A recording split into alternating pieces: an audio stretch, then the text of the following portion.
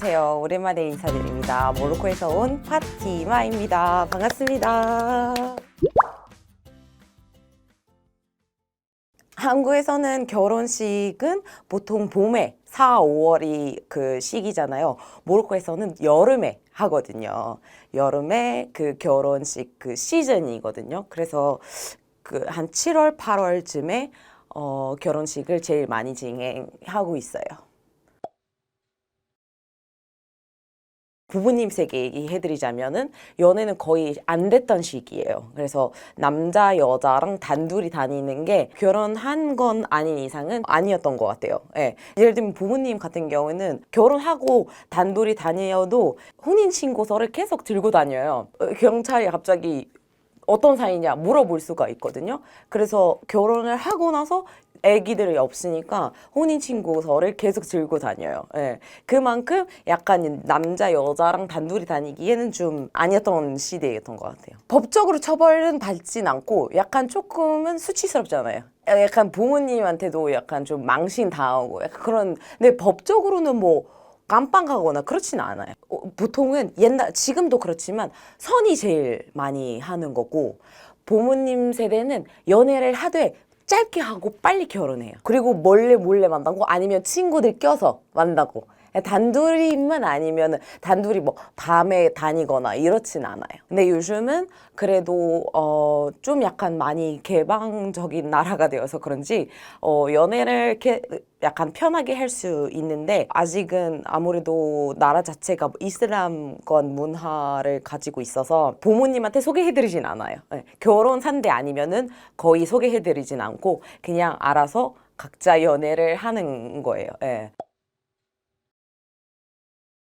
먼저 양가 부모님을 만나고 식사를 하는 거예요. 예, 가볍게 식사하고. 그게 조금 약간 1차 상견례. 예, 1차 상견례고, 거기서 약간 어느 정도 소개를 하고 끝나고, 그 다음에 두 번째 상견례는 제일 중요해요. 결혼은 가족들을 연결시키는 거라서 이 2차 상견례는 되게 커요, 규모가. 그래서 보통은 뭐 할머니, 할아버지부터 가장 친한 이모, 삼촌들 모여서 양가 가족들 다 같이 2차 상견례는 무조건 신부 집에서 하거든요. 그래서 신부 집에서 점심이라든지 저녁을 식사를 같이 해요. 근데 이때는 남자가 꽃이랑 케이크라든지 초콜릿 들고 가고 가족들이랑 같이 가요. 그 다음에는 이거 끝나고 한 뒤에 약혼식을 지내요. 약혼식은 정식적으로는 이 여자랑 이 남자랑 결혼하겠다. 여기 또 좀 작은 파티를 해요. 근데 이 파티들은 다 집에서 하는 편이에요. 약혼식을 똑같이 여자 집에서 해요. 항상 남자가 여자 집에서 약간 가는 편이에요. 예. 근데 그 약혼식에 쿠란을 읽어요. 약혼식에서 가족들이 모여서 그 쿠란을 읽으면은 이 사람들이 약간 종교적으로 이미 결혼을 했다.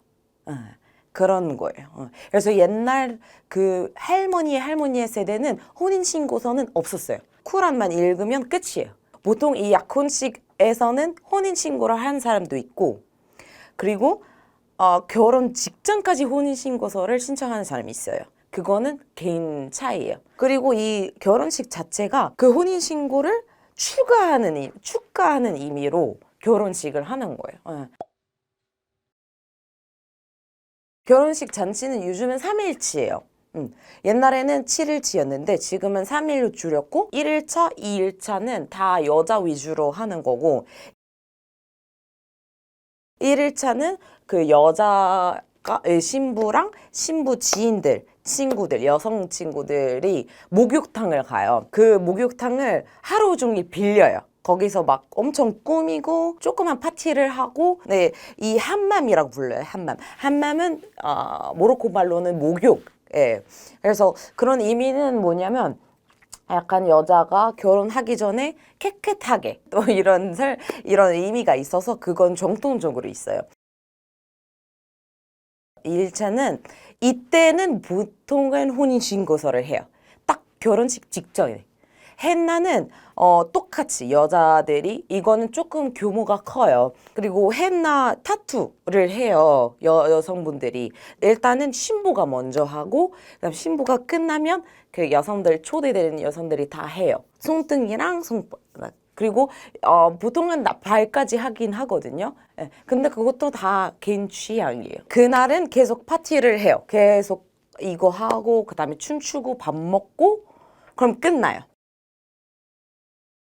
다음에 3일차는 진짜 결혼식이에요. 이 결혼식은 결혼식장에서 해요. 세팅되어 있는 장소들이 딱 있어요. 네. 약간 꾸미는 것도 다 정통적으로 꾸며져 있고 그리고 그 결혼식 하면서 엠메리아라는 걸 쓰거든요. 엠메리아 약간 의자 같은데 되게 왕관돼 있는 의자 엄청 커요. 높이는 한 이 정도 하거든요. 진짜 높아요.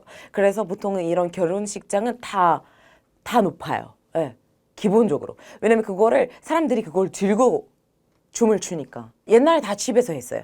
다 집 옥상 아니면 집 앞에 텐트를 줘요. 거기서 했어요. 그래서 길을 막아요.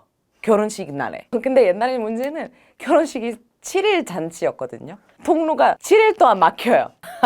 모로코의 결혼식이 일단은 밤에 시작해요. 보통은 오후 8시부터인데 모로코는 이슬람 나라잖아요. 기도를 5번 하잖아요. 밤에 기도 끝나고 모여요. 결혼식이 시작하고 밤새서 하고 아침까지 놀아요. 네. 아침까지 먹고 춤추고 먹고 춤추고 먹고 춤추고 끝날 때까지. 그 결혼식 시작부터 끝까지는 신부가 옷을 계속 갈아입어요. 다 정통 옷을 무조건 입어요. 스타일이라든지 색깔이라든지 계속 약간 바꿔가면서 입고 모로코 정통 옷 중에 진짜 정통 옷은 카프탄이라고 부르고 지역마다 정통 옷이 따로 있거든요. 그걸 골라서 또 입어요. 지역마다 다른 옷들이 거의 한 다 6개 정도 있어요. 일단 웨딩 드레스는 서양 거예요. 우리 거는 아니에요. 우리 거는 아닌데 요즘은 결혼식 마지막에 입긴 입어요. 한 10년 전부터 계속 그게 좀 들어갔는데 근데 약간 그런 거 싫어하는 사람도 있어서 그 정통 옷을 하얗게 입어요. 흰색으로. 아니면 진짜 정통 그냥 웨딩드레스 입고 케이크 자르고 뭐 부케 날리고 그런 거는 다 우리는 없는데 다 해요. 요즘은 무조건 정통 옷을 입고 가야 돼요.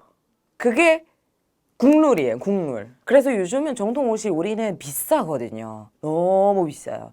한 벌 맞추기에는 한 50만 원부터 몇 천만 원까지 가거든요. 카프탄이라는 정통 옷이 진짜 비싸고 부석이 달리면 달릴수록 더 비싼 거고 그래서 정통 옷을 무조건 입고 가야 되니까 대여해 주신 그런 가게들이 엄청 많아졌어요. 저도 제가 갖고 있는 게 한 벌밖에 없는데 예를 들면 뭐 똑같은 벌 입을 수가 없잖아요. 한 벌 갖고 있으니까. 그래서 정통 막 결혼식 초대될 때마다 그냥 가서 대여를 하고 그러면 거기서는 맞춰서 진짜 사이즈별로 다 있어요. 그런 데는. 그래서 무조건 그런 거 입고 가야 되고 그리고 무조건 화려하게 가야 되고 잘 차려입게. 물론 한국에서는 약간 그런 거 있잖아요. 신부보다는 돋보이면 안 되잖아요. 목에서는 더 돋보여야 돼요. 더 화려하게 해야 되고 더 약간 잘 차려 입어야 돼요. 그래야 약간 내가 이 신부를 살려주는 거예요. 그래서 진짜 막 절대 안 쓰는 부석 이런 거 다 꺼내서 그리고 모로코에서는 무조건 신나야 돼요. 결혼식 갑자기 가서 갑자기 막 우물쭈물하고 갑자기 앉아서 하면 되는 예의가 아니에요. 계속 춤을 춰야 되고 계속 약간 즐겨야 돼요. 3일 동안 내가 초대되면은 똑같이 해야 돼요. 계속. 그러면 체력이 어마어마해야죠. 네. 그래서 다 결혼식 끝나고 나서 다 엄살 걸려요. 네, 오늘은 제가 지금 봄에 제일 핫한 주제를 가져와 봤는데 모로코의 결혼식 문화는 한국이랑 좀 많이 달라서 약간 신기할 수도 있고 되게 이상해 보일 수는 있는데 즐거운 시간 그리고 유익한 시간 되셨으면 좋겠습니다. 구독, 좋아요, 알림 설정까지 안녕!